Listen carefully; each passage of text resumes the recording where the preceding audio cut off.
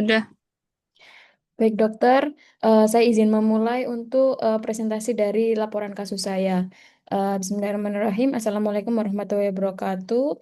Di sini saya ingin mempresentasikan mengenai kasus case-based discussion yang berjudul Morbus Hansen tipe multibasilar dengan reaksi berat tipe 1. Untuk kasusnya, di mana identitas pasien adalah Tuan S dengan nomor RM 23160949, berjenis kelamin laki-laki, usianya 40 tahun. Eh, Tanggal lahirnya tanggal 7 bulan 4 1984, agamanya Islam, status marital menikah, pendidikan SMA sederajat, pekerjaan karyawan pabrik, kewarganegaraan WNI, alamat Krian Sidoarjo. Tanggal pemeriksaan adalah tanggal 21 bulan 4 2025. Untuk keluhan utama dari pasien ini adalah kontrol, bentol-bentol di kulit dan nyeri. Untuk riwayat penyakit sekarang, pasien laki-laki datang ke polikulit kelamin dengan keluhan bentol-bentol di kulit muncul lagi dan disertai nyeri di lengan kanan. Nyeri dirasakan sejak 3 hari yang lalu disertai dengan demam. Selain itu, pasien juga mengalami mual dan nyeri perut serta nafsu makan berkurang. Pasien mengatakan sering mengalami gejala ini setelah minum obat.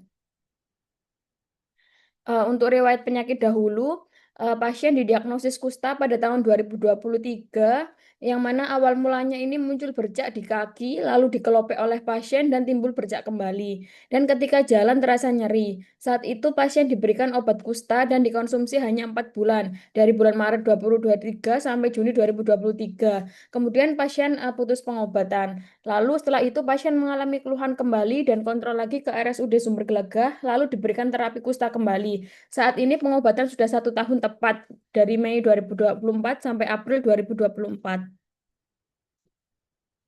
Untuk anamnesis selanjutnya, riwayat penyakit dahulunya mengalami kusta pada tahun 2023 dengan pengobatan selama 4 bulan. Lalu untuk hipertensinya tidak ada, DM tidak ada, alergi tidak ada. Untuk riwayat penyakit keluarganya, anak pasien mengalami keluhan yang sama. Untuk riwayat pengobatan, mendapatkan rifampicin, dapsone, clofazimine, prednison 5 miligram sejak tanggal 21 Oktober 2024. Untuk riwayat sosial ekonominya sebagai karyawan pabrik. Untuk pemeriksaan fisik, keadaan umumnya baik, eh, semuanya dalam batas normal. Namun tekanan darahnya tinggi 145/77. Untuk status dermatologinya, di sini lokasi regio brachii anterior dextra untuk efloresensi primernya makula papul, untuk warnanya eritem, jumlahnya multiple, batas tegas, ukuran lentikuler hingga numular, bentuk dan susunannya bulat lonjong, distribusi regional, untuk efloresensi sekundernya tidak ada. Lalu ini untuk charting pada tanggal 7 Maret tahun 2023, pada awal pasien datang ke RSUD Sumber Gelaga sebelum putus pengobatan. Untuk regionya yang pertama yakni regio facialis didapatkan eritema pada dahi, telinga kanan dan telinga kiri dan juga hidung. Lalu pada regio thoracalis didapatkan 4 lesi eritema, pada regio lumbalis didapatkan 2 lesi eritema disertai anestesi. Pada regio brachii anterior yang sinistra didapatkan 1 lesi eritema disertai anestesi dan juga 1 lesi eritema. Untuk regio brachii posterior pada bagian sinistra didapatkan 1 lesi eritema disertai anestesi. Untuk bagian dekstra didapatkan 1 lesi eritema disertai anestesi. Untuk regio antebrachii posterior pada pada sinistra dan destra sama-sama didapatkan 1 lesi eritema disertai anestesi. Pada regio manus palmar didapatkan 1 lesi eritema. Lalu pada regio femoralis anterior, untuk sinistra dan dekstra sama-sama didapatkan 1 lesi eritema disertai anestesi. Untuk regio femoralis posterior, untuk sinistra didapatkan 1 lesi eritema disertai anestesi. Untuk dekstranya didapatkan 2 lesi eritema disertai anestesi. Untuk regio cruris anterior, sinistra dan dekstra sama-sama didapatkan 1 lesi eritema disertai anestesi. Untuk regio cruris posterior, sinistra dan dekstra didapatkan 1 lesi eritema disertai anestesi. Untuk regiopedis, sinistra dan dekstra didapatkan 1 lesi eritema disertai anestesi. Untuk penebalan saraf pada nervus auricularis magnus positif di telinga kiri. Eh, untuk eh, untuk yang nervus ulnaris positif di nervus ulnaris kanan. Untuk nervus peroneus communis positif di ulnaris kiri, untuk di peroneus kiri, untuk nervus tibialis posterior positif di kanan dan kiri. Lalu untuk POD-nya ini yang pertama ya ini POD pada 19 Maret didapatkan yang abnormal adalah di kekuatan otot jari 5 ya ini adanya lemah lemah tekan di eh, di lemah tekan di bagian kanan kekuatan otot jari kelima. Yang lainnya dalam batas normal atau tidak ada kelainan. Untuk kesimpulannya, terdapat reaksi berat, yakni ada kemunduran kekuatan otot selama 6 bulan terakhir. Jadi kesimpulannya adalah terdapat reaksi berat. Lalu untuk POD tanggal 21 April 2025, di sini untuk pemeriksaan POD pada tanggal 21 April 2025 tidak ada yang abnormal, semuanya normal. Sehingga untuk kesimpulannya adalah tidak terdapat reaksi berat. Untuk darah lengkap pada tanggal 28 April 2024 semuanya dalam batas normal untuk HB-nya normal. Untuk HB-nya ini rendah. Untuk leukositnya normal, untuk limfositnya normal, untuk granulosit normal, untuk PCV normal, trombosit normal, SGOT 32 normal, untuk SGPT normal. Lalu untuk BTA-nya ini didapatkan bakteriologi indeksnya negatif dan mikrobiologi indeksnya 0% negatif. Untuk asesmennya, untuk SOAP-nya pada subjek, seorang laki-laki usia 40 tahun dengan keluhan utama bentol-bentol merah di kulit dan nyeri di lengan kanan. Keluhannya disertai dengan nyeri perut dan mual. Untuk riwayat penyakit dahulunya, kusta tahun 2023, pengobatan 4 bulan lalu berhenti, lanjut pengobatan kembali dan sudah 1 tahun tepat untuk pengobatan kustanya. Untuk DM, hipertensi dan penyakit jantung tidak ada. Untuk keadaan umum baik, kesadaran kompos mentis 456, tanda vital, tekanan darahnya 145/77. Untuk nadi, suhu, untuk nadi, suhu, RR semuanya dalam batas normal, kepala leher dalam batas normal, toraks, abdomen, ekstremitas dalam batas normal. Untuk chartingnya, ini adalah MH tipe MB. Untuk POD-nya tidak ada reaksi berat pada 21 April 2024. Untuk asesmennya adalah Morbus Hansen tipe multibasila dengan reaksi kusta berat tipe 1 reversal. Untuk diagnosis bandingnya adalah dermatitis kontak alergi dan juga dermatitis atopi. Untuk planning diagnosisnya dilakukan tes BTA, dilakukan patch test, dilakukan skin prick test. Untuk terapinya dikasih terapi prednison 1 kali 5 mg per hari, lansoprazol 1 kali 30 mg per hari, paracetamol 1 kali 500 mg, ibuprofen 1 kali 400 mg. Untuk monitoring gejala klinis yang dapat muncul kembali, lesi baru yang dapat muncul, efek samping obat, kontrol kembali 2 minggu untuk dilakukan POD kembali saat kontrol, pemeriksaan BTA-MH dilakukan kembali setelah 12 bulan pengobatan MDT selesai, monitoring reaksi kusta. Lalu edukasi pasien dan untuk edukasinya pasien dan keluarga diberikan penjelasan mengenai MH dan reaksi MH, terutama cara penularan dan pengobatan. Edukasi cara konsumsi obat, kepatuhan minum obat dan efek samping obat. Lalu melindungi telapak tangan dan kaki dengan menggunakan sepatu dan sarung tangan. Melakukan perawatan, mencegah kulit kering dan rutin memberikan pelembab dan nutrisi yang cukup. Eh, Selain itu, pada subjektifnya ini untuk riwayat penyakit keluarganya, anaknya positif mengalami keluhan yang sama. Untuk RPO-nya, prednison, rifampicin, dapson. Untuk riwayat sosial ekonominya adalah karyawan pabrik. Untuk objektif pada kulit dan sistem limfatiknya pada regiobraki anterior didapatkan ada makula papul eritema multiple berbatas tegas. Untuk pemeriksaan penunjang untuk BTA-nya negatif, untuk BI-nya negatif dan untuk MI-nya 0%. Jazakumullah khairan kasiron. Eh, Sampun dokter untuk presentasinya. Ya, eh, jadi dasarmu mendiagnosis ini MH tipe MB dengan reaksi berat, reversal berat itu apa? Nggih dokter. Izin menjawab, dokter. Nah, di sini dasar saya mengambil diagnosis MH tipe MB dengan reaksi berat tipe 1 ini adalah karena yang pertama, kenapa di diagnosis MH-nya yang tipe MB itu karena terdapat adanya bercak eritema yang mati rasa itu lebih dari satu. Lalu juga terdapat adanya penebalan saraf. Di 4 titik semuanya ada penebalan saraf, sehingga itu bisa saya diagnosis menjadi MH tipe MB. Lalu kenapa dengan reaksi berat?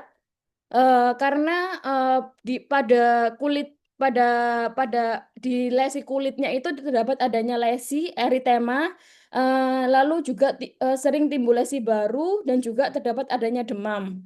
Lalu pada keluhan di sarafnya itu juga ada pembesaran yang juga nyeri di lengan kanannya, sehingga terdapat adanya fungsi fungsi saraf tersebut terganggu. Ya, jumlah bercaknya lebih dari satu atau berapa deh untuk MB itu? Untuk MB itu untuk MB itu lebih dari 5 dokter. Hmm. Kamu tadi bilangnya lebih dari satu. Oke, dokter. Terus, ini bentuk efloresensinya apa? Untuk efloresensinya ini adanya makula papul, warnanya eritema, jumlahnya multiple. Kalau makula papul berarti ukurannya berapa? Em,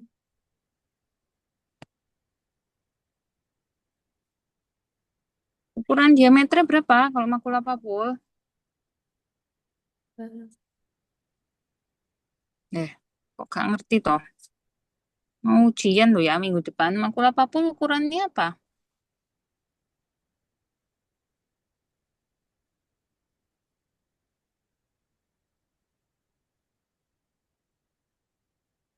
Yang lain, makula papul ukurannya berapa?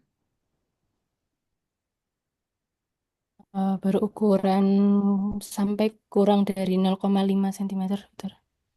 Ya, 0,5 sampai 1 itu disebut makula sama papul. Kalau lebih dari itu namanya beda lagi. Jihan kok nggak ngerti? Iya dokter, mohon maaf dokter eh, kalau yang lebih dari 0,5 atau lebih dari satu itu eh, bisa masuk patch dokter. Nah ini kamu lihatnya makula, papul, pets apa-apa. Patch dokter, Terus kalau pets sama satunya apa? Pasangannya papul. plak dokter, Nah ini masuknya apa? plak dokter. Ya tolong jangan nulis itu makula papul tapi nggak dilihat ukurannya. Kebanyakan dari kalian gitu. Nanti ujian juga kayak gitu waktu di UPS. Mesti jawabannya makula papul. Padahal jelas-jelas lebar, jelas-jelas lebih dari 1 senti kayak gitu. Ya, tolong diingat itu kayak gitu. Terus lihat ininya pengobatan. Kamu tadi cuman pengobatan cuman sistemik aja. Kenapa nggak dikasih topikal? Hmm, Enggak dokter. Kurang dikasih topikalnya dokter. Apa topikalnya?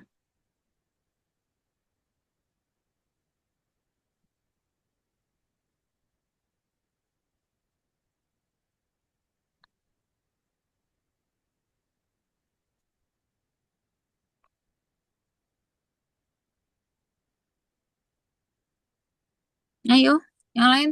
Apa topikalnya kira-kira?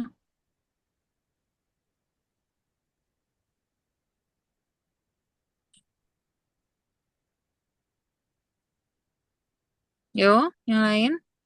Topikalnya apa?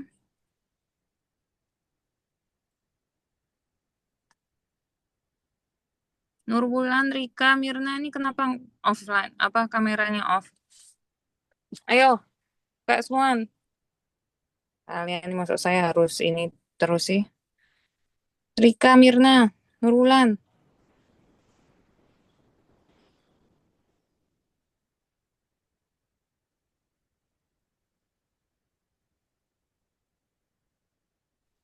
Ini dokter, mohon maaf dokter. Ini dokter, mungkin Vaselin, Vaselin dokter.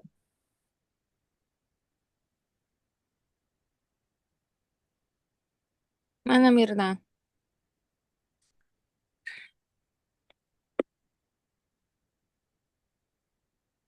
Jangan karena kalian nggak maju, terus kalian cuek-cuek aja. Tak tanya kalian.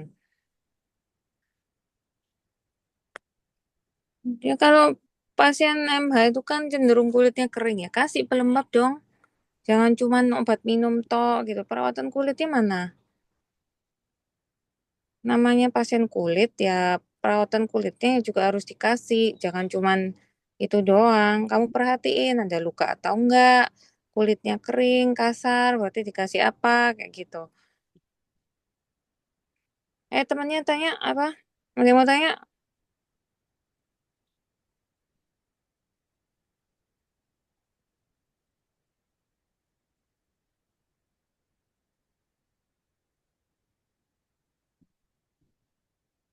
Ayo Arina, Jeng, Sinta, tanya. Ya dokter, saya izin bertanya kepada Mbak Jihan. Jadi kenapa untuk pemeriksaan tadi pada pada POD-nya itu dinyatakan sebelum 6 bulan? Terima kasih.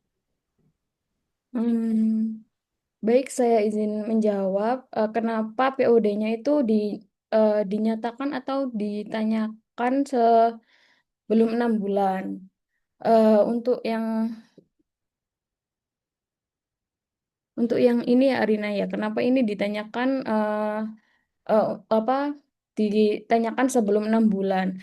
Itu untuk mencegah terjadinya komplikasi dan juga kecacatan. Makanya setiap pasien datang itu harus dilakukan POD untuk mencegah atau mengevaluasi pengobatan agar tidak menjadi kecacatan atau terjadinya komplikasi akibat reaksi dari kustanya.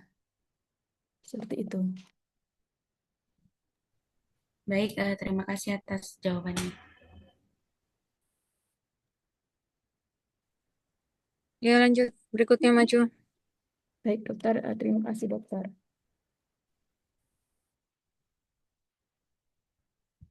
Dokter, saya izin share screen untuk PPT yang akan dipresentasikan. Ya,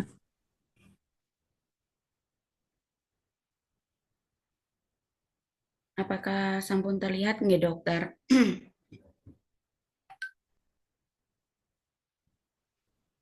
ya. Baik.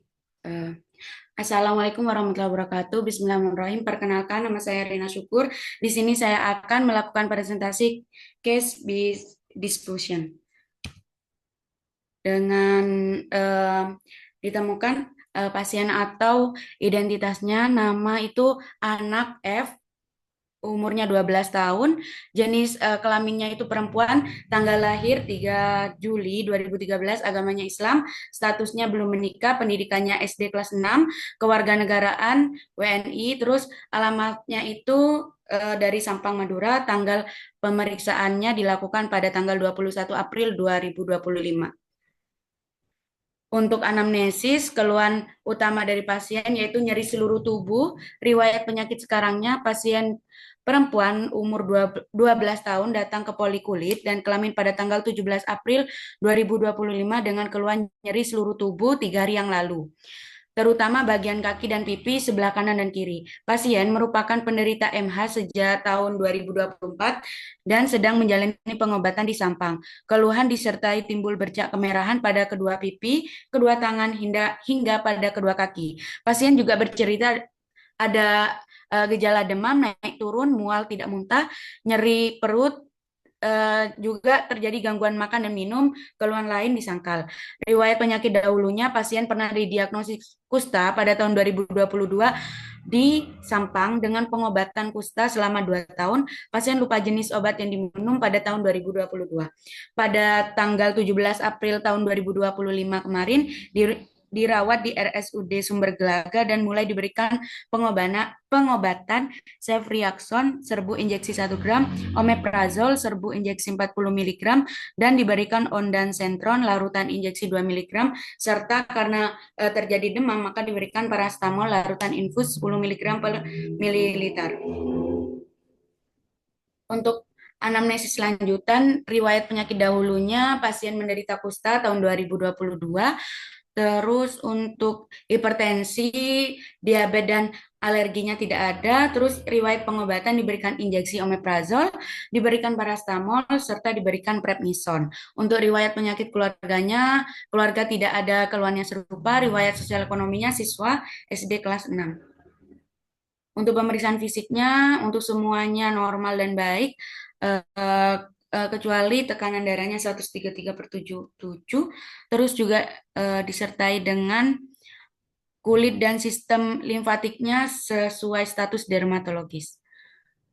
Untuk status dermatologisnya yaitu yang pertama di bagian lokasi regiofacialis, fluoresensi primernya makula, warnanya eritem, jumlahnya multiple, yaitu lebih dari 1, untuk batasnya tegas, ukuran lentikuler plakat, bentuk dan susunannya bulat, distribusinya regional, serta tidak ada efloresensi sekunder. Yang kedua yaitu terdapat di bagian regio brachialis, untuk efloresensi primernya makula, warnanya eritem, jumlah multiple, batasnya tegas, ukurannya lentikuler plakat, bentuk dan susunannya bulat, serta distribusi regional dan tidak ada efloresensi sekunder. Yang ketiga yaitu di bagian regiotibia, yang mana efloresensi primernya makula, warnanya eritem, jumlahnya multiple, batasnya tegas dan ukurannya lentikuler, serta bentuk dan susunannya bulat, distribusinya regional dan tidak terjadi efloresensi sekunder. Untuk selanjutnya dilakukan pemeriksaan POD pada tanggal 21 April 2025 untuk hasilnya yang terdiri dari mata, tangan, dan kaki, untuk semuanya normal dan kuat, dan tidak ada mati rasa. Jadi kesimpulannya pada kasus yang saya temukan, itu kesimpulannya tidak ada reaksi berat. Untuk pemeriksaan penunjangnya dilakukan di laboratorium yang terdiri dari darah lengkap dan juga hasil BTA-nya. Darah lengkapnya di sini untuk hemoglobinnya 12,5, leukositnya 15,900, trombositnya 255. Terus juga dilakukan pada pasien ini yaitu pemeriksaan gula darah acak, yaitu hasilnya 81. Untuk hasil BTA-nya untuk bakteriologi indeks positif 1, untuk mikrobakteriologinya hasilnya 0. Selanjutnya untuk asesmennya di sini, pasien ini diagnosis MH tipe MB, tidak ada reaksi berat. Untuk diagnosis bandingnya di sini yang pertama dermatofitosis, yang kedua dermatitis kontak alergi, yang ketiga yaitu tinea corporis dan tinea cruris. Untuk planningnya kita melakukan KUH 10%, skin prick test, sama tes IG spesifik. Untuk terapinya, farmakologi dari pasien ini bisa diberikan obat prednison, clofazimin, rifampicin, sama dapson. Untuk topikalnya bisa diberikan vaselin krim biar tidak kering. Untuk monitoringnya, gejala klinis yang dapat muncul kembali, terus juga kita bisa melihat lesi baru yang dapat muncul kembali, terus efek samping obatnya kita kontrol juga kembali 2 minggu untuk melakukan POD kembali, terus pemeriksaan PTA-nya dilakukan kembali setelah 12 bulan pengobatan MDT, terus bisa dilakukan monitoring reaksi kusta. Kita bisa melakukan kepada pasien edukasi dengan cara yang pertama, kita memberitahu pasien dan keluarganya diberikan penjelasan mengenai MH dan reaksi MH, terutama cara penularan dan juga pengobatan. Yang kedua, edukasi cara konsumsi obatnya, kepatuhan minum obat dan efek sampingnya, serta melindungi telapak tangan dan kaki dengan menggunakan sepatu dan sarung tangan. Selanjutnya, melakukan perawatan pencegahan kulit dan kering dengan rutin memberikan pelembab serta meminum nutrisi yang cukup. Baik, selanjutnya sampun selesai nggih dokter untuk presentasi pagi ini. Ya, lihat itu tabel tadi POMR-nya.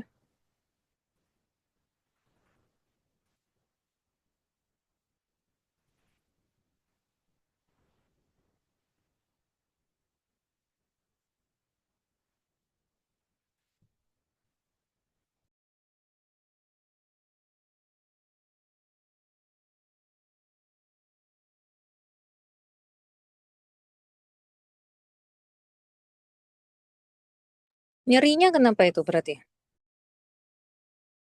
Oke, dokter, saya izin menjawab untuk nyerinya pada pasien ini karena pasien ini udah lama putus berobat, dokter. Jadi pasien ini tidak patuh minum obat dan juga eh, pasien ini pernah menderita kusta pada tahun 2022 sehingga pada 2025 ini mengalami hal yang serupa, dokter, yaitu nyeri di seluruh tubuh, terutama di bagian wajah. Nyerinya mungkin karena tidak kepatuhan minum obat, dokter. Terus juga pasiennya tidak mau makan dan juga minum, dokter. Ini MIB-nya mana?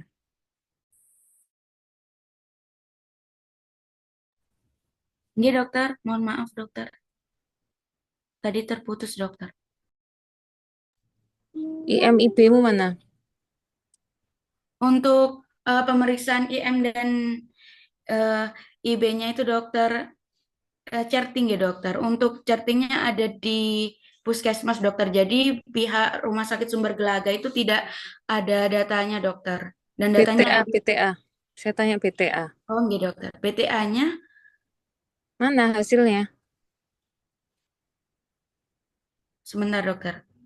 Untuk di POMR masih belum saya cantumkan, dokter. Tetapi kemarin saya sampun untuk melihat untuk BTA-nya itu positif 1, dokter.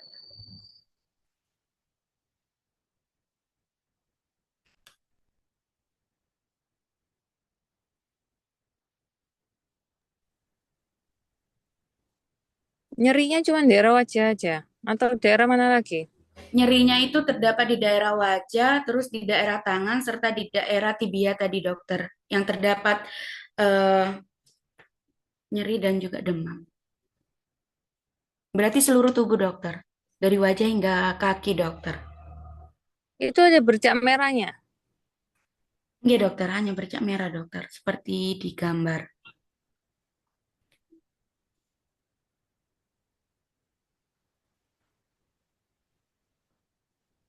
Kenapa nggak masuk yang reaksi kusta 1? Karena berdasarkan pemeriksaan POD kemarin, dokter, pasiennya itu tidak ditemukan adanya penebalan saraf, terus juga tidak ditemukan untuk kekuatan ototnya juga kuat semuanya, dokter, kanan dan kirinya. Terus juga tidak ditemukan kelainan pada lagoftalmosnya. Dan juga rasa rabanya saya periksa itu semuanya normal, dokter. Tidak ada mati rasa, dokter. Jadi menurut saya masuk ke MH tipe tipe MB, dokter. Kan saya nanya reaksi, bukan diagnosis MH. Yang kamu sebutin tadi itu untuk mendiagnosis MH itu kamu sebutin tadi itu Oh, iya, penebalan dokter. saraf, terus apa namanya tadi?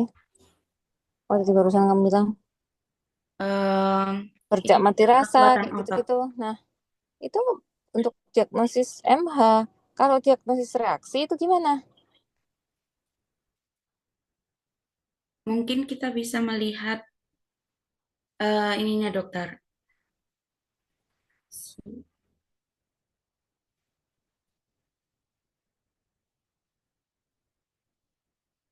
Nah, sekarang lihat tabel POMR-mu.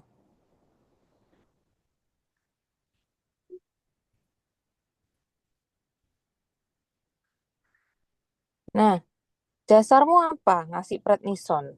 Sekarang saya tanya. Karena izin menjawab, dokter, alasan saya mengasih prednison itu karena pasiennya menderita penyakit MH, dokter. Jadi dari tata laksana MH tipe MB itu bisa diberikan prednison, clofazimine, rifampicin, dan dapsone selama 1 tahun. Seperti itu, dokter. Masa diajarin dokter Ivon kayak gitu? Nanti saya tanya dokter Ivon. Apakah semua pasien MH tipe MB itu dikasih prednison, dikasih kortikosteroid? Enggak, dokter. Jadi mungkin berdasarkan reaksi tipe 1 dan tipe 2-nya, dokter. Lah makanya saya tanya, itu dasarmu apa ngasih prednison? Ini diagnosismu ini aja, MH, tak, kamu bilang kan tanpa reaksi ya? Tidak ada reaksi berat. Morbus Hansen tipe MB tidak ada reaksi berat. Diagnosismu itu, Iya, dokter.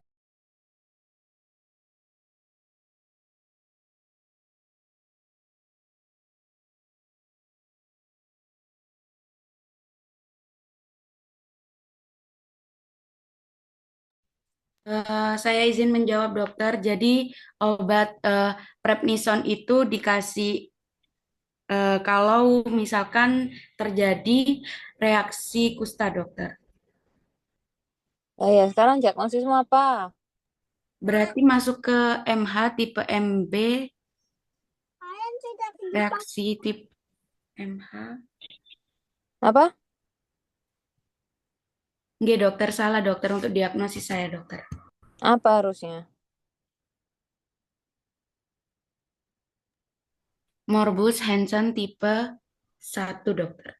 Tipe MB dengan reaksi berat tipe 1. Dasar yang berat ringan itu apa?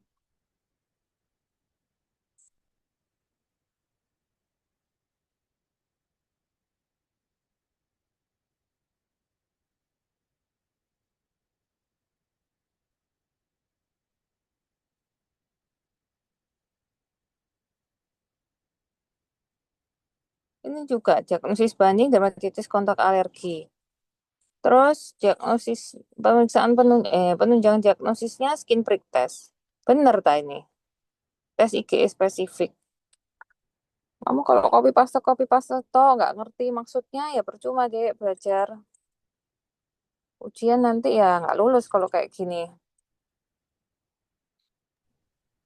Saya izin menjawab, dokter. Jadi eh, tipe 1, 2, dan 3, untuk yang berat, ringan, sedang, dan beratnya itu, dokter. Untuk kusta itu kan ada dua macam tipe, dokter. Yang satu itu ringan, tipe 1 sama 2, dokter. Untuk yang ringan, sedang, berat, untuk kita lihat dari kulit sama saraf tepi serta gejala konstitusi dan gangguan pada organ lainnya, dokter. Jadi untuk kulit, reaksi tipe 1-nya itu berdasarkan kulitnya kita lihat apakah lesinya itu masuk hipopigmentasi atau tidak, dokter. Jadi kita melihatnya dari situ, dokter. Apa itu? MH-nya atau reaksinya? Reaksinya, dokter. Tadi masuk yang reaksi 1 apa 2 seperti itu. Kamu tak kasih tugas ngerangkum. Reaksi 1, reaksi 2 MH. Udah, rangkuman. Kasihin saya. Baik, dokter. Ayo berikutnya. Maju. Baik dokter, izin untuk saya screen.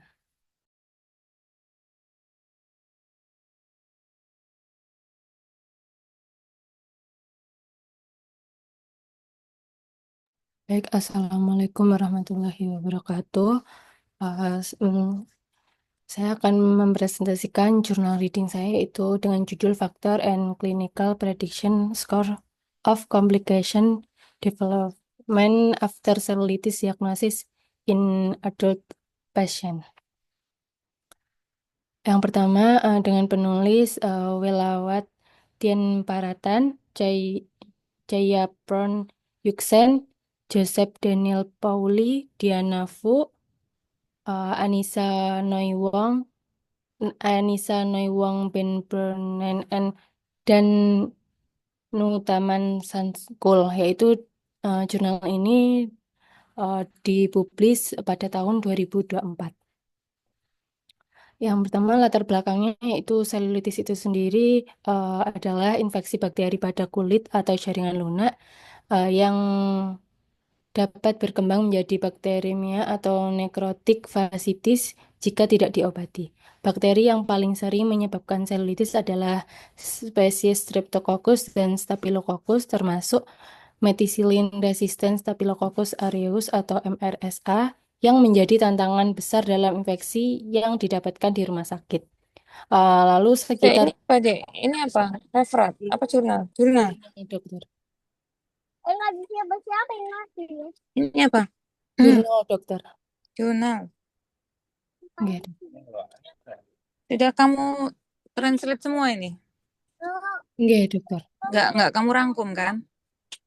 Yang di PPT saya rangkum dokter, yang di saya kirim saya mboten saya rangkum dokter. Ya, yuk lanjut. Itu 20.000. Oh, sama ini juga.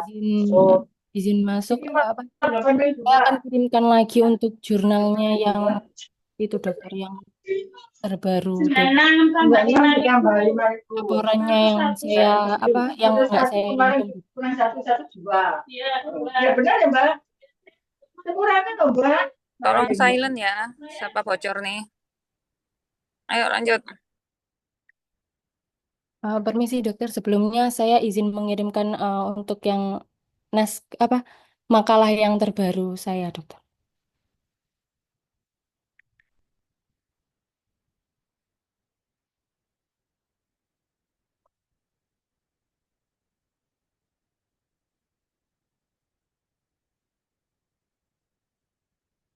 Selanjutnya, yaitu sekitar 7% pasien selulitis memerlukan rawat inap dengan angka kematian 1 sampai 2,5%.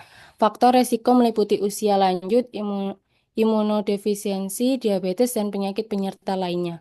Kultur darah disarankan jika ada gejala sistemik, limfedema, atau inspeksi yang menyebar cepat. Lalu, deteksi dini sangat penting untuk mencegah komplikasi, dan beberapa skor klinis telah dikembangkan seperti Melbourne Ascent, LR, LRI NEC, dan skor resiko MRSA untuk membantu dokter menentukan penanganan yang tepat dan kebutuhan rawat inap. Tujuan dari penelitian ini yaitu menjelajahi faktor-faktor yang terkait dengan infeksi kulit atau jaringan lunak subkutan. Yang kedua yaitu buat sistem penilaian untuk membantu dokter dalam mengidentifikasi kasus selulitis yang beresiko mengalami komplikasi bakteremia atau fasciitis necroticans. Lalu pada metode penelitian ini yaitu menggunakan kohor retrospektif, yaitu dengan penelitiannya dilakukan di Rumah Sakit Ramati Bodi di Bangkok, Thailand, yaitu dengan periode penelitiannya 1 Januari 2018 hingga 31 Desember 2022. Lalu sampelnya untuk ukuran sampel dihitung berdasarkan penelitian sebelumnya, yaitu sampel penelitian ini diambil dari data pasien selulitis yang dibedakan berdasarkan hasil kultur darah, yaitu dengan kelompok hasil positif ada 15 pasien dan kelompok negatif ada 149 pasien, dengan jumlah total yang dibutuhkan adalah 164 pasien, dihitung berdasarkan analisis statistik Stata 17.0. Lalu untuk kriteria inklusinya ada yaitu pasien yang didiagnosis dengan selulitis dengan dikodekan sebagai ACD-10 atau L03.9 dan ada yaitu berusia 18 tahun atau lebih, uh, mampu melakukan tindak lanjut tidaknya selama 1 bulan setelah didiagnosis selulitis. Yang keempat ada pasien dari kunjungan rawat jalan dan rawat darurat. Lalu untuk kriteria eksklusinya yaitu pasien rawat inap dan pasien dengan data yang tidak lengkap. Lalu pengumpulan data dan variabel penelitian yaitu dari seluruh rekam medis pasien selulitis yaitu sekisaran 2.767 individu yang disajikan dengan selulitis dalam periode penelitian 5 tahun. Dan terdapat 1.560 pasien memenuhi syarat untuk penelitian ini berdasarkan kriteria inklusi. Variabel penelitian dicatat untuk semua pasien yang memenuhi syarat, termasuk data demografi, karakteristik selulitis saat ini, riwayat kesehatan masa lalu, tanda-tanda vital awal, dan hasil tes laboratorium. Lalu untuk hasil yang menarik yaitu perkembangan bakterimia atau fasciitis necrosis setelah episode awal selulitis dan hingga 1 bulan setelah didiagnosis. Lalu untuk analisis datanya itu Stata 17.0 uji T-well digunakan untuk membandingkan antara kelompok dan uji probabilitas eksak digunakan untuk data kontinu dan kategoriknya. Selanjutnya untuk hasilnya ini ya untuk yang pertama pada tabel 1 ini dilihat pada kasus dilihat dari pasiennya yang yaitu ada laki-laki yang merupakan paling banyak yaitu dari 4 yang terdapat komplikasi dari 47 yang terkena komplikasi yaitu 25. Lalu di usianya sekitaran 65,79, standar deviasi 15,78. Lalu untuk berat badannya berat badan untuk usianya lebih dari 65 tahun terdapat 27 dan untuk berat badannya yaitu terdapat 75,3, standar deviasi 22,34. Lalu untuk indeks massa tubuhnya yaitu dari 47 itu 29,56, standar deviasinya 9,53 yaitu dengan yang penyakit yang menyertainya yaitu ada diabetes mellitus yaitu dari 47 itu terdapat 26 pasien yaitu 55,32%. Lalu untuk namun biasanya selulitis ini komplikasinya yang banyak secara signifikan yaitu berdasarkan tanda-tanda vital yaitu dari suhu tubuh 38 lebih dari 38 yaitu ada di 15 yaitu 15 pasien dan juga ada laju pernafasan lebih dari 22 per menit yaitu ada 10 pasien yaitu untuk saturasinya maaf dokter. Untuk selanjutnya untuk saturasi oksigennya sekitar 96,00, standar deviasinya 5,23. Selanjutnya untuk yang dilihat dari penelitian ini ada usia lebih dari 65 tahun. Jika dia tidak, yaitu untuk rasio peluangnya 1 dengan skor 0. Jika iya, dengan rasio peluangnya 1,57 dengan p-value 0,186 dengan koefisien 0,45 dengan skor 1.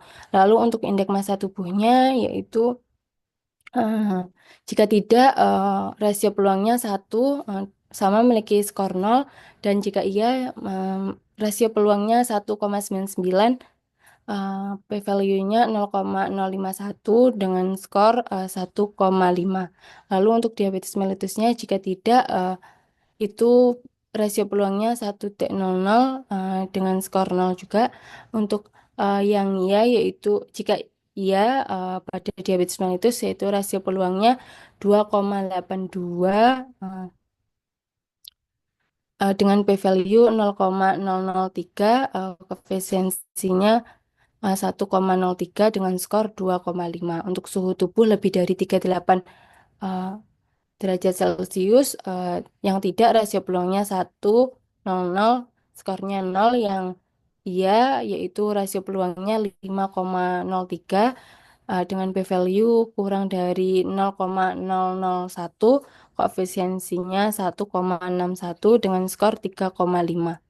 Dan tekanan darah sistolik kurang kurang dari 100 mmHg, yaitu dengan kategori tidak, yaitu uh, rasio peluangnya 1 dengan p-value dengan skor 0. Selanjutnya jika dikatakan iya dengan rasio peluangnya 7,12 dengan p-value kurang dari 0,001, koefisiensinya 1,96 dengan skor 4,5. Lalu untuk keterlibatan ekstremitas bawah yang tidak dengan rasio peluangnya 1 dengan skor 0, jika iya dengan rasio peluangnya 4,05, p-value-nya 0,005, koefisiensinya 1,40 dengan skor 3. Selanjutnya ini untuk hasilnya untuk melihat Rama body atau skor itu apakah menunjukkan kekuatan uh, yang akurat atau tidak. Namun uh, pada penelitian ini menunjukkan prediksi sebesar 82,93%.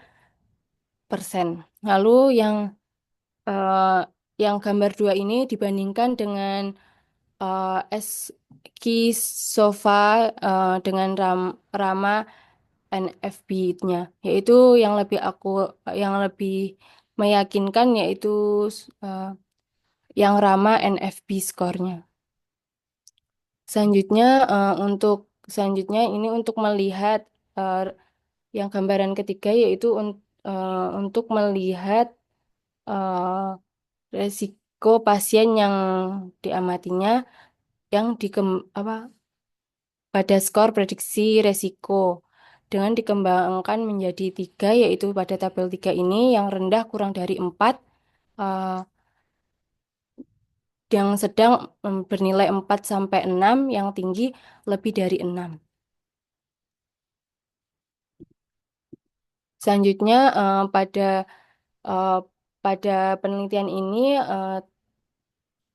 terdapat 39 pasien diambil kultur darahnya, dan dari jumlah tersebut 27 pasien yang positif untuk pertumbuhan bakteri yang menunjukkan bakteri gram positif dengan spesies Staphylococcus yaitu 29,6%, dan spesies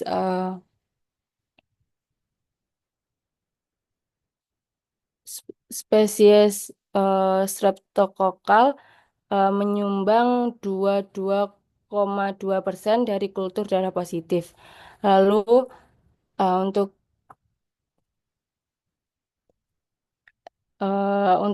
Staphylococcus untuk Staphylococcus hominis dan Staphylococcus aureus dan Staphylococcus aureus merupakan sebagian terbesar infeksi aliran darah Staphylococcus. Lalu untuk Staphylococcus dysgalactiae adalah organisasi yang paling sering tumbuh, dan dari kultur darah menunjukkan bakteri gram negatif dengan adanya E. coli yang paling banyak ditemukan. Lalu untuk diskusinya yaitu pada skor prediksi Rama NFB menunjukkan Aurok 82,93% dengan 95% CI 76,98 sampai 88,89. Ini menunjukkan kolerasi yang baik dari 6 variabel yang diidentifikasinya, yaitu usia lebih dari 65 tahun, indeks massa tubuh lebih dari 30 kg per meter kubik, diabetes mellitus, suhu tubuh tinggi, tekanan darah sistol rendah dan keterlibatan ekstremitas bawah. Lalu untuk komplikasi selulitis ini lebih sering terjadi pada pasien laki-laki mengenai penyakit yang mendasari yaitu diabetes mellitus yang muncul sebagai faktor yang paling signifikan. Lalu untuk studi oleh Kamli di KK menunjukkan bahwa 94,9% kasus selulitis terjadi pada ekstremitas bawah. Selain itu, berat badan dan BMI yang lebih tinggi berkontribusi pada perkembangan komplikasi selulitis dan penyakit metabolik sebagai faktor potensial yang berkontribusi terhadap pengembangan komplikasi dari selulitis. Lalu penelitian ini juga menekankan pentingnya tanda vital awal seperti suhu lebih dari 38 eh, derajat Celcius dan tekanan darah sistolik kurang dari 100 mmHg dalam memprediksi komplikasi selulitis, yaitu dan juga dilakukan pemeriksaan dan juga pada pemeriksaan laboratorium dianggap kurang berpengaruh sehingga skor ramah NIV dapat digunakan tanpa tes darah dan penggunaan skor ini dapat mempercepat penanganan, mengurangi rawat inap dan efisiensi dalam situasi dengan sumber daya terbatas. Lalu pada penelitian ini juga mengatakan bahwa jika pasien dikategorikan ke dalam resiko rendah, yaitu skor kurang dari 4, kemungkinan selulitis berkembang menjadi bakterimia atau fasciitis nekrotikannya akan menjadi rendah. Dan pada kelompok pasien beresiko tinggi, skornya lebih dari 6, yaitu ada kemungkinan besar komplikasi perkembangan setelah didiagnosis selulitis dengan resiko kemungkinan positif 8,75 dengan rasio kemungkinan positif 0,12.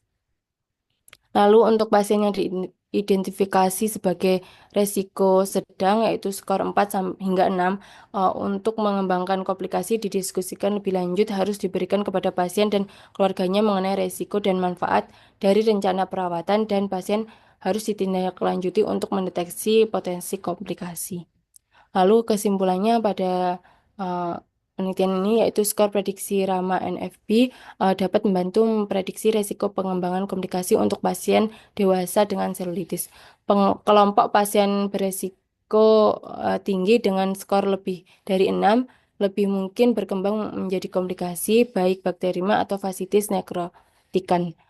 Skor RMANFB kemungkinan pengambilan keputusan awal dalam diagnosis disposisi dan pengobatan. Selain itu, skor klinis tidak memerlukan pengujian laboratorium sehingga membuat penerapan mudah digunakan dan dapat diterapkan di unit gawat darurat dengan berbagai sumber daya. Untuk daftar pustakanya, baik, terima kasih. Jazakumullah khairan kasiran. Wassalamualaikum warahmatullahi wabarakatuh. Ya, temannya nanya.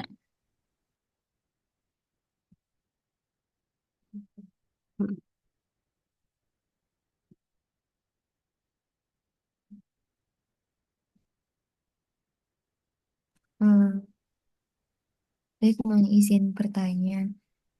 Tadi kalau tidak salah dijelaskan untuk sampel yang digunakan itu sebanyak 106, 164 pada penelitian ini. Akan tetapi untuk komplikasinya kenapa 47 dan yang non komplikasinya 1513? Mungkin bisa dijelaskan.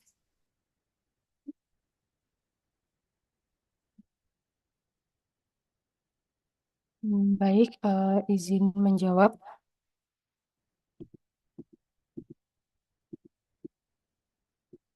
Ini untuk komplikasinya kenapa 47 dan non komplikasinya 1513 padahal pada sampelnya ditunjukkan 164 tadi. Yaitu yang sampelnya itu 164 itu minimal sampel dari penelitian, namun pada pada jurnal ini dari RS itu sendiri seluruh pasien yang terkena selulitis itu terdapat 2.767 yang dimana yang memiliki syarat inklusinya itu 105.560 yang dimana terbagi menjadi yang dibagi lagi non komplikasi 1.513 dan juga 47 yang komplikasi. Seperti itu. Oke, jadi kesimpulannya apa ini dari jurnal ini? Baik dokter, untuk kesimpulannya dari jurnal ini pada diagnosis selulitis dapat menyebabkan bakterimia atau fascitis necrosicans yang dapat dilihat dari diprediksi melalui skor prediksi Rama NFB ini dokter, yang dimana meliputi eh, meliputi apa tadi? Usia, selanjutnya meliputi us- meliputi usia, indeks massa tubuh, diabetes mellitus, suhu tubuh tinggi, dan tekanan darah sistolik rendah, dan juga keterlibatan ekstremitas bawah, dokter.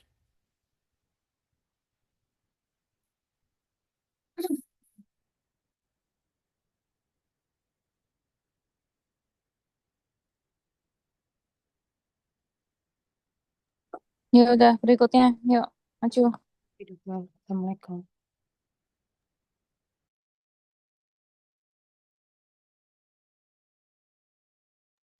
Baik dokter, saya mohon izin untuk share screen.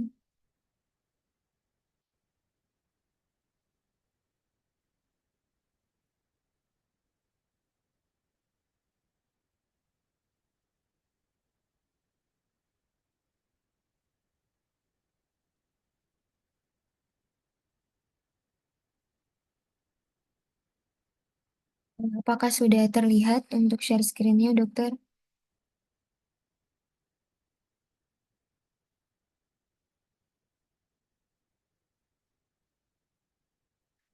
Baik, Assalamualaikum warahmatullahi wabarakatuh.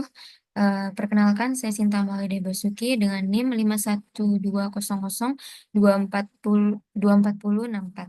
Eh, di sini saya ingin di sini saya ingin mempresentasikan.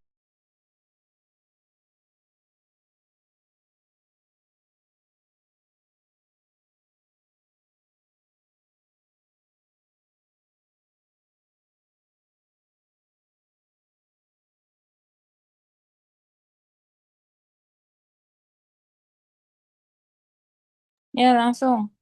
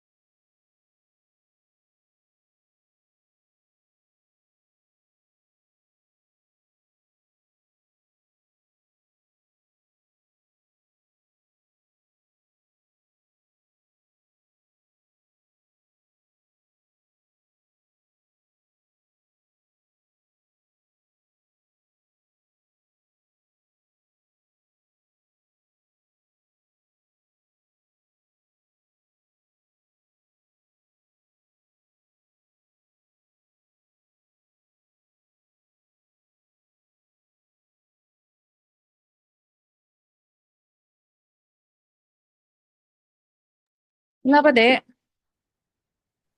Ya, cepetan, Nadia. Maaf dokter, saya terlempar. Saya mohon izin untuk share screen ulang.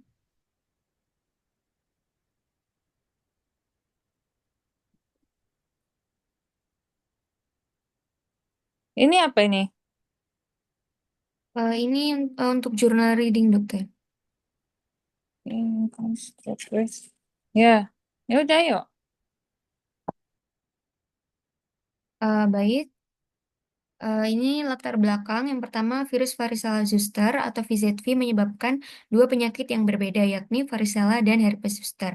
Cacar air juga dikenal sebagai chickenpox, merupakan paparan awal terhadap VZV bagi sebagian besar pasien. Setelah paparan awal ini, VZV akan tetap tidak aktif di dalam ganglia dorsal, saraf tulang belakang, dan di ganglia saraf kranial saraf sensorik. Bertahun-tahun kemudian, ketika inang atau host mengalami penurunan kekebalan yang diperantarai sel VZV karena usia atau penurunan status kekebalan, reaktivasi VZV dapat terjadi, menyebabkan ciri-ciri klinis herpes zoster yang juga dikenal sebagai shingles.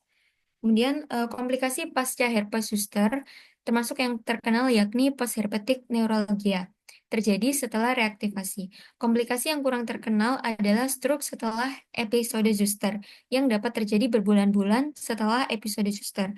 Kemudian apakah vaksinasi mengurangi resiko sindrom stroke? Pada tahun 2006, vaksin zoster hidup atau Zostavax telah disetujui oleh BPOM Amerika Serikat atau FDA untuk mencegah herpes zoster dan pasca herpes dengan efektivitas sebesar 51% dan 67% untuk PHN. Pada tahun 2017, vaksin zoster rekombinan atau Shingrix telah disetujui oleh FDA untuk pencegahan herpes zoster dan PHN dengan efektivitas lebih dari 90% dan lebih dari 85%.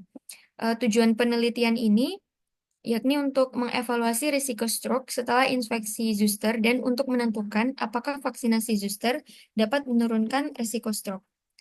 Untuk metode penelitian, desain penelitian di sini menggunakan studi case control retrospektif, di mana pada penelitian ini melihat kembali data historis yang sudah tercatat sebelumnya. Data ini diambil dari Corporate Data Warehouse, VA atau Veteran Affairs, yang menyimpan data medis lengkap pasien termasuk diagnosis, imunisasi, dan kunjungan medis. Pengumpulan data menggunakan SQL Server Management Studio atau SSMS, lalu dianalisis secara lebih lanjut di VA Informatic and Computing Infrastructure atau FINSI untuk mendapatkan hasil penelitian. Pemilihan pasien, penelitian ini menilai total 2.165.505 pasien yang memenuhi syarat yang telah menerima rawat inap atau rawat jalan antara Januari 2010 sampai Januari 2020. Kemudian dibagi menjadi kelompok kasus dan kontrol. Kelompok kasus ini terdiri dari 71.911 pasien yang memiliki riwayat infeksi herpes zoster. Untuk kelompok kontrol terdiri dari 2.093.594 pasien yang tidak memiliki riwayat herpes zoster. Untuk kelompok kasus yakni pasien dengan usia lebih dari 18 tahun dan memiliki riwayat infeksi herpes zoster yang terdeteksi dari data diagnosis ICD-9 atau ICD-10. Untuk kelompok kontrol yakni individu dalam database yang tidak pernah terdiagnosis herpes zoster selama periode studi yakni Januari 2010 sampai Januari 2020. Kemudian analisis data, yang pertama statistik deskriptif, ini digunakan untuk menggambarkan karakteristik dasar sampel, di mana data kontinu akan disajikan sebagai rata-rata dan standar deviasi, dan dibandingkan dengan uji T-student. Data kategorik disajikan dalam frekuensi dan persentase dibandingkan dengan uji C-kuadrat. Kemudian analisis data selanjutnya yakni untuk analisis risiko stroke dengan model regresi logistik multivariat yang digunakan untuk menghitung odds ratio dan 95% confidence interval atas risiko stroke dalam 30 dan 365 hari setelah infeksi herpes zoster. Kovariat yang diperhitungkan yakni usia, jenis kelamin, komorbiditas, dan status vaksinasi. Eliminasi mundur digunakan untuk menyaring variabel penting dan untuk mengurangi bias. Kemudian analisis data subgrup analisis yang dilakukan khusus untuk pasien usia kurang dari 50 tahun dan lebih dari 50 tahun untuk melihat perbedaan efek zoster dan vaksinasi terhadap risiko stroke. Selanjutnya, analisis waktu kejadian menggunakan Kaplan-Meier curve, yakni untuk perbandingan stroke dalam 90 hari. Kemudian ada uji log rank, yakni uji signifikansi antar kurva vaksinasi dengan non-vaksinasi. Software analisis yang digunakan yakni R versi 341 dan JMP Pro versi 12. Kemudian ini untuk hasilnya, untuk tabel yang pertama, ini merupakan karakteristik dasar pasien, ada dari usia, jenis kelamin, kemudian vaksinasi dan juga komorbiditas. Kemudian dari tabel tambahan satu ini dapat dilihat bahwa usia ini sangat mempengaruhi resiko stroke, di mana ketika usianya lebih dari 50 tahun, maka dia akan peluang stroke-nya lebih tinggi. Sedangkan untuk usia kurang dari 50 tahun, peluang stroke-nya akan lebih rendah. Kemudian di sini untuk infeksi zosternya ini merupakan faktor risiko independen terhadap stroke, di mana di sini untuk nilai odds ratio-nya yakni 1,6. Kemudian untuk vaksin di sini dilihat dapat menurunkan resiko dari stroke-nya. Selanjutnya, dari tabel 2, yakni multivariable analysis, di sini dapat dilihat untuk vaksin Zuster, baik yang rekombinan maupun yang vaksin hidup, ini terbukti dapat menurunkan resiko untuk stroke setelah 30 hari setelah terinfeksi herpes zoster. Kemudian untuk zosternya sendiri, di sini nilainya 1,93, di mana di sini zoster dapat meningkatkan resiko stroke-nya. Jadi dari tabel 1 dan 2, di sini kita bisa melihat jika kelompok kontrolnya yang pada PCP dengan jumlah 2,93.594 pasien ini, resiko stroke-nya cenderung lebih rendah, namun dia memiliki lebih banyak komorbiditas dibanding kelompok kasusnya. Namun hal ini dapat menegaskan bahwa infeksi herpes zoster ini merupakan faktor risiko independen terhadap stroke, dan dari sini kita dapat mengetahui bahwa vaksinasi ini dapat mendukung efek protektif pasien. Kemudian untuk diskusinya, herpes zoster ini merupakan penyakit yang diperkirakan akan dialami oleh 1 dari 3 orang sepanjang hidupnya. Dalam 2 dekade terakhir, insiden herpes zoster terus meningkat meskipun sudah ada program vaksinasi varicella yang memunculkan dugaan adanya penurunan kekebalan seluler jangka panjang. Penelitian ini menemukan bahwa pasien yang mengalami infeksi herpes zoster memiliki resiko stroke yang meningkat secara signifikan, hampir 2 kali lipat dalam 30 hari pertama setelah infeksi. Kemudian meskipun kelompok kontrol memiliki lebih banyak komorbiditas, resiko stroke tetap lebih tinggi pada kelompok zoster, menegaskan bahwa infeksi ini merupakan faktor risiko independen selain dari faktor risiko yang lain, yakni usia. Kemudian untuk vaksinasi zoster, baik vaksin hidup yang dilemahkan maupun vaksin rekombinan, terbukti memiliki efektivitas dalam mencegah komplikasi seperti salah satunya stroke. Kemudian untuk kesimpulannya, infeksi herpes zoster dikaitkan dengan peningkatan resiko stroke pada bulan pertama infeksi. Namun menerima setidaknya 1 vaksinasi zoster dapat mengurangi peningkatan risiko ini. Oleh karena itu, vaksinasi dapat dilihat tidak hanya dari segi nilainya untuk mencegah infeksi, tetapi juga sebagai alat untuk mengurangi risiko gejala sisa neurologis pasca infeksi, dengan dampak signifikan yang dapat ditimbulkan oleh stroke terhadap mortalitas dan morbiditas pasien. Hasil penelitian ini juga dapat mendorong vaksinasi herpes zoster. Berikut untuk daftar pusakanya. Sekian, terima kasih. Jazakumullah khairan katsir. Ya, silakan temannya tanya dulu.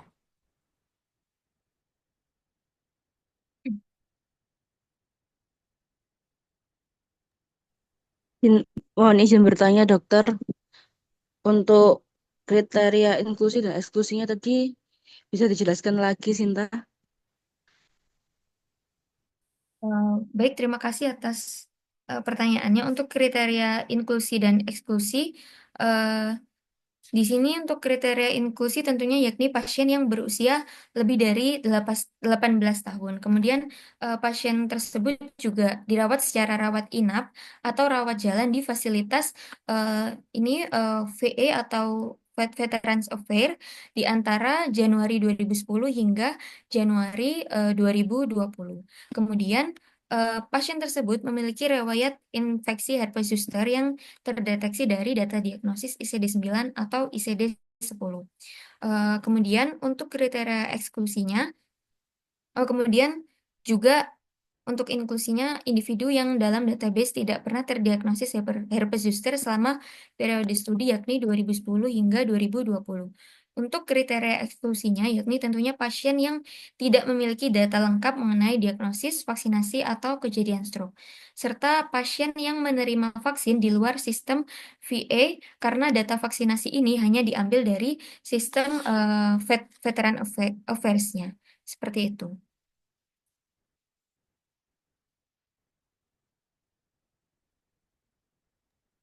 Oke, siapa lagi mau tanya? Jadi kesimpulannya apa nih jurnal ini? Jadi mohon izin menjawab dokter untuk kesimpulan dari jurnal ini, yakni ditemukan bahwa adanya meningkatnya resiko terkena stroke dalam 30 hari pertama pasca infeksi herpes zoster. Namun itu akan menurun ketika sudah berjalan 1 tahun.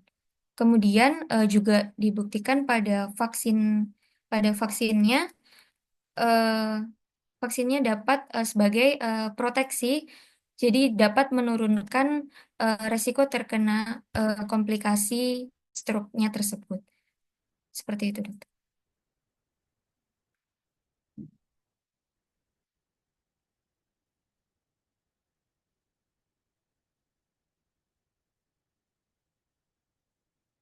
Stroke-nya ini jenis stroke yang apa? Eh, untuk stroke-nya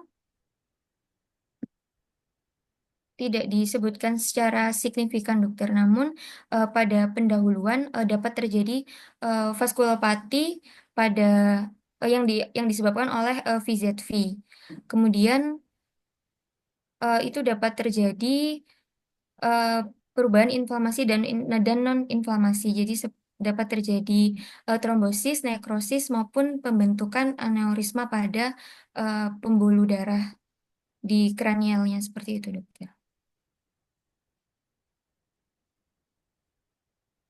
Terus diagnosis stroke-nya ini apa? Kriteria stroke-nya ini apa kalau dari jurnal ini?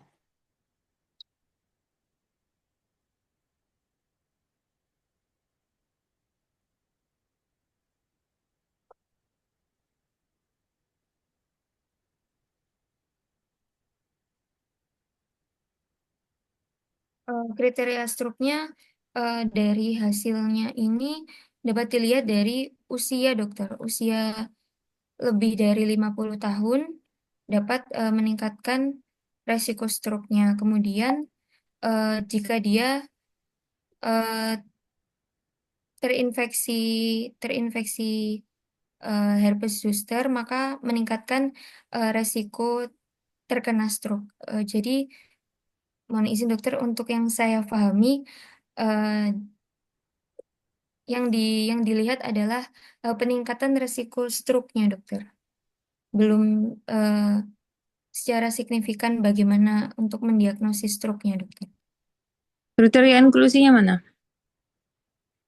Untuk kriteria inklusinya belum saya masukkan di PPT, dokter. Namun ada di pemilihan pasien untuk kriteria inklusinya pasien-pasien yang dirawat di Veteran Affairs, kemudian antara bulan Januari 2010 hingga Januari 2020. Ini Kemudian pasien pasien apa ini? Pasien-pasien apa?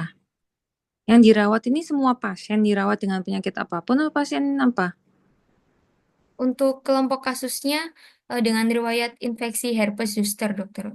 Namun untuk kelompok kontrolnya individu dalam database yang tidak pernah terdiagnosis herpes zoster. Namun dia dirawat secara rawat inap atau rawat jalan di Veteran Iya, Affairs. pasien apa yang dirawat inap rawat jalan itu pasien apa?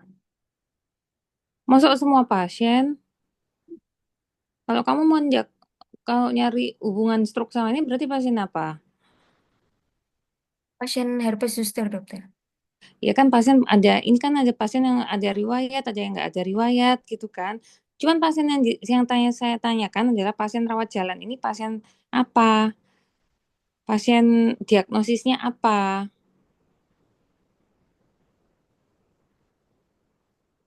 Mana sih bahasa Inggrisnya? Sebentar, dokter, saya sharekan.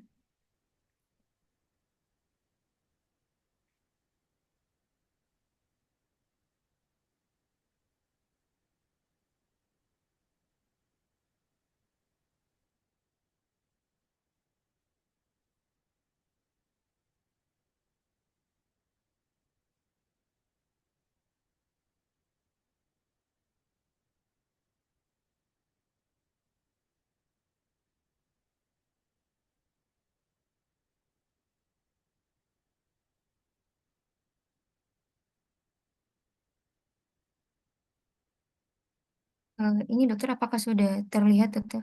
Enggak, bahasa Inggrisnya. Saya mau bahasa Inggrisnya. Bisa, bisa.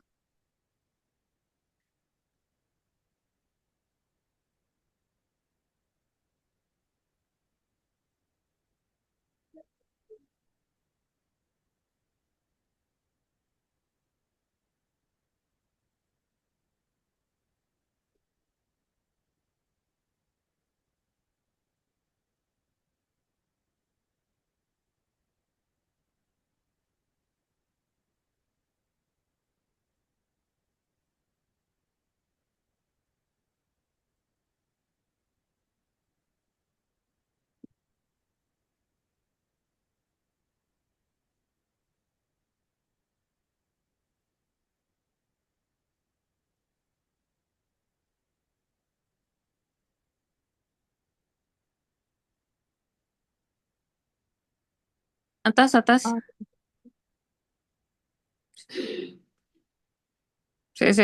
Bentar. Bawah, bawah. Methods. Kiri, kiri. Ya,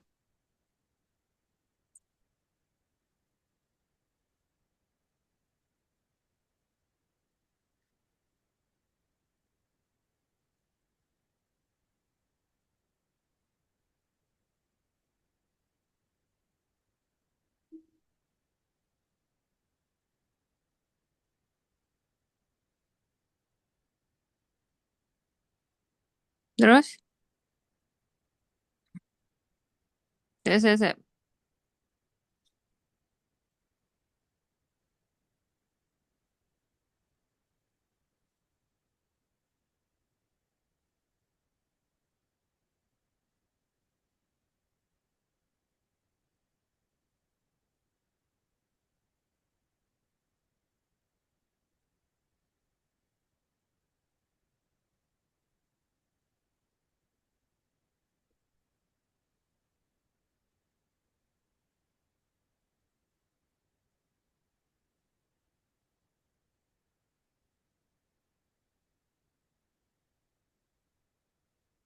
Jadi apa nih kalau jari ini apa artinya?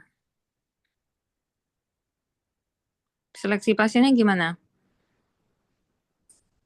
kan pasien yang eh, usia lebih dari 18 tahun, kemudian pernah dirawat di fasilitas VE-nya dari Januari 2010 hingga Januari 2020 dengan eh, historinya herpes zoster. Terus, Kemudian untuk kelompok kontrolnya yakni eh, pasien yang tidak memiliki riwayat herpes zoster namun masih ada di dalam rentang waktu penelitiannya, dokter. terus, Kemudian pasien dinilai untuk komorbiditasnya, dokter, seperti yang ada pada hasil, seperti ada COPD, diabetes, penyakit ginjal, jantung, maupun eh, penyakit hepat. ini loh kamu nggak ini tah. First incident of stroke during the study period. Following the index date was identified using discharge diagnosis code. Artinya apa? Kejadian stroke yang pertama selama periode penelitian,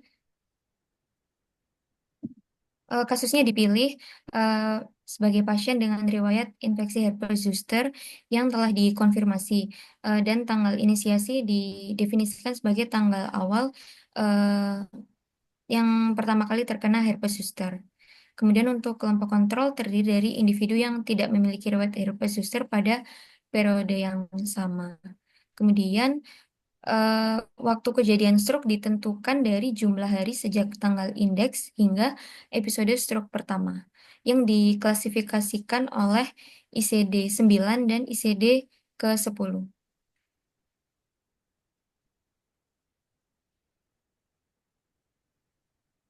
Iya, maksud saya itu berarti pasien ini tuh ada stroke kan? Ada stroke nggak? Oh iya, ada dokter.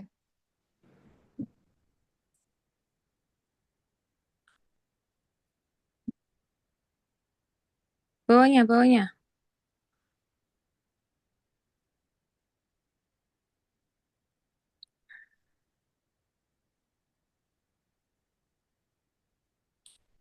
Nah ya, ini loh ada tulisannya. Stroke within 30 days occur in 0,08% of the control group and 0,14% of the patient with herpes zoster.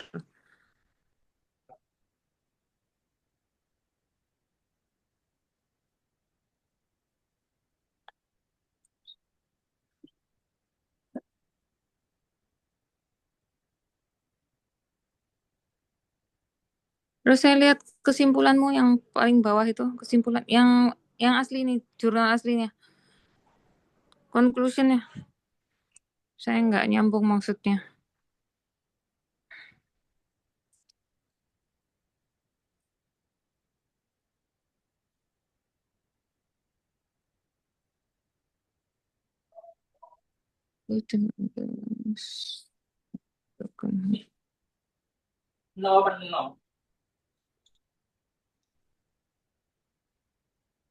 Lihat translatanmu deh, yang kesimpulan. Apakah sudah berpindah dokter? Sudah.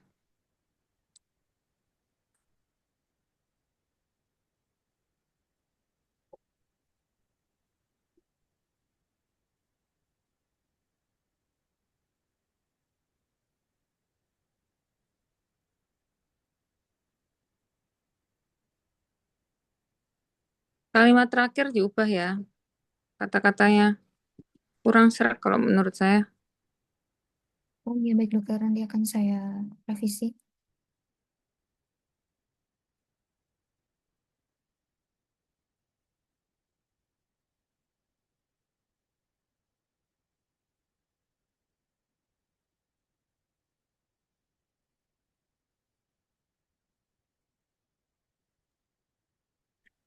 Oke, saya kira cukup.